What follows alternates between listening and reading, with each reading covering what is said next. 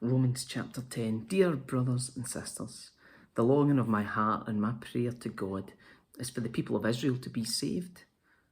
I know what enthusiasm they have for God, but it's misdirected zeal. They don't understand God's way of making people right with himself. Refusing to accept God's way, they cling to their own way of getting right with God by trying to keep the law.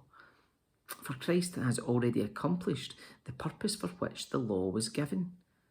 And as a result, all who believe in him are made right with God.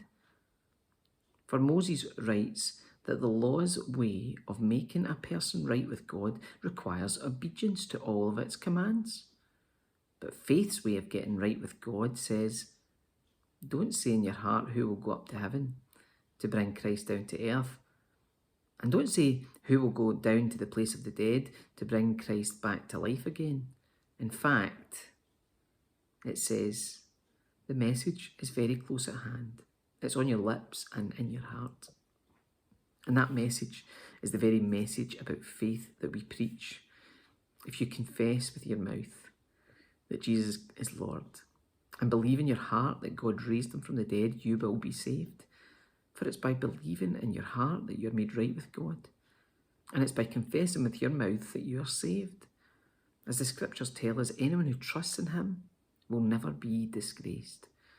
Jew and Gentile are the same in this respect. They have the same Lord who gives generously to all who call on him.